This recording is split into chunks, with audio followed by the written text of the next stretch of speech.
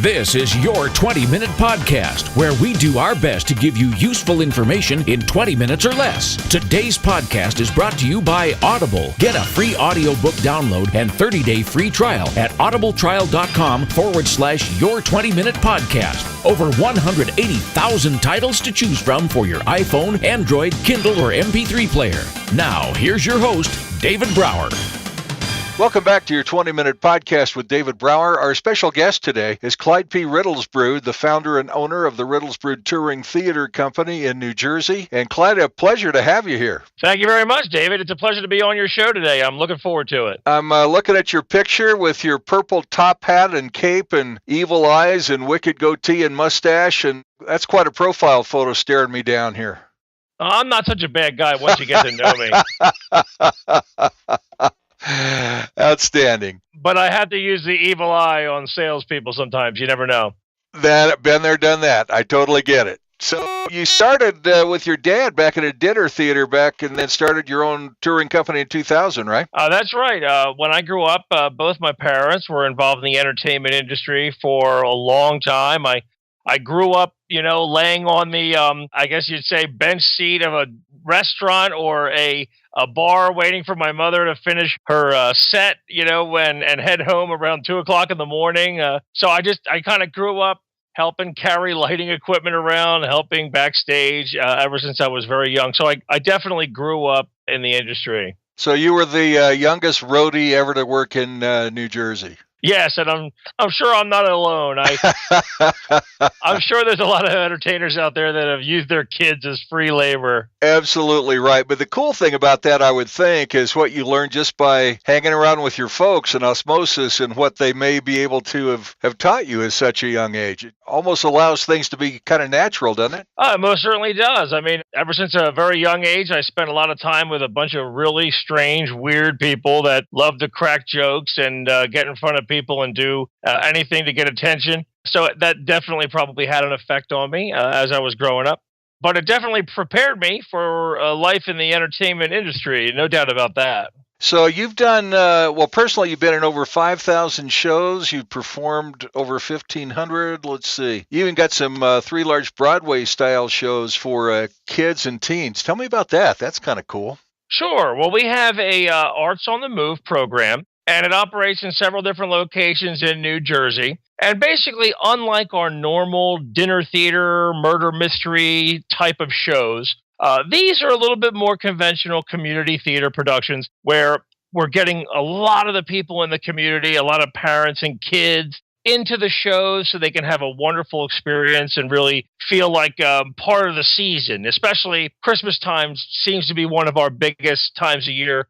And we do a very large-scale Christmas carol every year. It's always been very successful. How fun. How fun. It's so great to expose young kids and teens to the arts no matter how you do it. And that just sounds like a kick in the pants. That sounds like fun for you and them. It most certainly is fun, but it's also good because it's good for them. Because one of the things that people sometimes overlook about theater and performing in general is the confidence-building aspects of it. Yeah. And public speaking. I've seen very shy kids get involved, and within a few weeks or even a few productions, depending, really come out of their shell and really get confident. And those are the kind of things that we love to see because it'll prepare them for life beyond the theater. Wow, what a payoff. I remember growing up as a only child and the ultimate introvert and all those things, And then for whatever reason, I decided to go into radio, and so that brought me out of my shell, and the rest is history. But the first 20, 25 years was like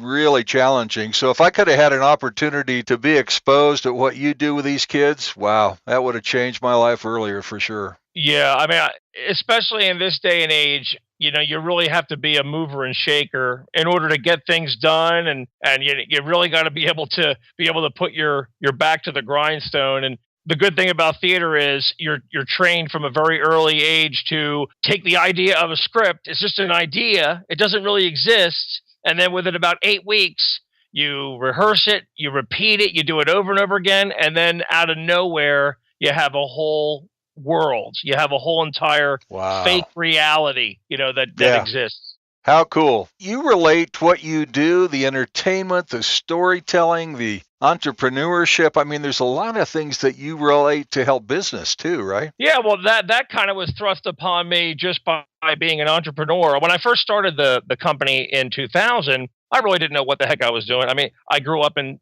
theater, so I knew a lot about how to be an actor and how to, do jokes and all that kind of thing. But from the point of view of, boy, how do I actually pick up the phone and try to get people to pay me to do a show? That part took a little while to get used to. And 17 years later, I'm happy to state that we're strong and in control. But back then, it wasn't so easy. And that was helped along by being an actor, because if there's one thing an actor knows how to do, it's public speaking. It's getting in front of people without being shy and trying to persuade them and trying to, get them excited about what you're excited about. And that's exactly what a salesperson and probably a young entrepreneur needs to learn how to do. No question about it. And obviously, just listening to you, that experience has just given you such confidence, and your voice and the speaking style is so engaging. It's no wonder that people tune right into you right away. But it took you a lot of time to get there, I would think. Well, you know what? Being on stage and being in shows, especially the kind of shows that we do, because most of the shows we do are in a dinner theater comedy format. Okay. And what that means is, you're not 25 feet away on a big stage, without being very close to the audience. In our shows, they're very interactive. So you're like walking up to the tables, grabbing people's shoulders, giving them a back rub, making fun of people's outfits maybe, or goofing, you're right there in the trenches. And it doesn't take very long for you to do that. You either have to become really good or you just run away. There's not too many people in the middle, to be honest. That makes all the sense in the world. And really, salespeople are the same way. They're either going to figure out a way to hit a home run or they're going to head to the dugout. If you can handle a heckler, a drunk heckler specifically, then you can handle any cold call, no doubt about it. Absolutely. So do you, in addition to your storytelling, your shows, your dinner theaters, your mystery theaters, all those kinds of things, do you train business people or train salespeople or have abilities to help those folks? What do you do in that arena, if anything? Well, actually, not really much, other than getting on these types of interviews, which I really enjoy doing, getting some of this information out there that I really think would be very, very useful to people that are starting their own business, especially a service business. But as far as logistically, no, we've not really set up anything in order to train, salespeople or anything like that through theater. But that's an interesting idea. Isn't it? Yeah, it just strikes me that, in your spare time, of course, Oh, certainly. Listen, if somebody calls me tomorrow after hearing this and said, you know what, we want to pay you guys to do this, we will make it happen. Of that, I am sure. Well, let's talk about small entrepreneurs, service business, those kinds of things. In communities like mine, what do we got? 65,000 people. There's 2 or 3 dinner theaters in the area. There's lots of arts, lots of acting opportunities for kids and adults. And it seems like, and you would obviously know this much better than I, but it would seem like exposing yourself to the arts in that kind of even a classroom environment to help build up your speaking abilities and your confidence would be really important. Yeah, if you are starting off and you have a small business or you're selling a service, or even if you're just a salesperson working for another company, especially maybe if you're a real estate agent or something like that, where you're kind of pretty much like your own business, right? Those types of folks particularly could really help themselves by getting involved with a local community theater or even a murder mystery company or a dinner theater. Because within a short period of time, through repetition, they're going to be forced to be thrown into the lion's den. And, through that process of bubbling over there with the audience and trying to remember your lines and trying to deal with the fact that every once in a while you'll say a joke that might not get a laugh and you'll feel embarrassed. You go through that process and you know what? You're going to come out of it a lot stronger. Because when you go into, in my case, a restaurant and try to explain to them how they could be benefiting from doing a special event like a murder mystery, you're going to be a lot more confident doing that. And that's going to work for you if you're on the phones hitting them every single day calling prospects. whatever you may be doing, that's going to help you. And confidence is a wonderful thing. It's an interesting thing because it permeates from you in a personal one-on-one. It permeates through a telephone conversation or a Skype conversation like we're doing now, or a telephone conversation that a salesperson might be doing. I mean, people are going 120 miles an hour. But with that said, if they're talking to somebody that really encourages them to get engaged, they're going to stop what they're doing and listen. I definitely have found that if you are the type of person that can control the inflection of your voice, the presence, the tone, all those type of things really project a psychological confidence, not just in you, but also in the listener. So if you're calling somebody out of the blue and they have no idea who you are, the only information they have to judge you by is the sound coming through their phone. Right. So you have to learn how to control that and also be a very good listener,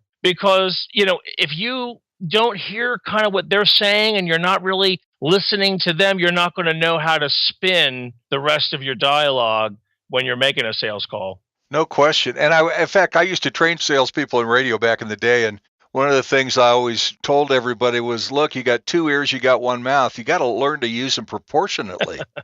Oh, yeah. I'm sure that works in your arena, too, where you're interacting with the audiences and those kinds of things. You're really paying close attention to how they're interacting with you, aren't you? Well, actually, it's kind of funny because you actually spend a lot more time, at least a good comedian or actor should be, spend more time analyzing the audience than you do saying your own lines. And what I mean by that is, your lines, they come instinctively. But what you're doing is you're spending the whole time looking at the front row, looking at the back row. Is there somebody in there that might, look like a celebrity? Is there some joke or opportunity to engage them that I'll find? So you're constantly looking for opportunities to interact and participate with them directly. So that takes up a lot of your focus. That makes a lot of sense. Mm-hmm. And it makes for a lot of, especially when you catch somebody off guard like that, they might surprise themselves how much fun they're going to have all of a sudden.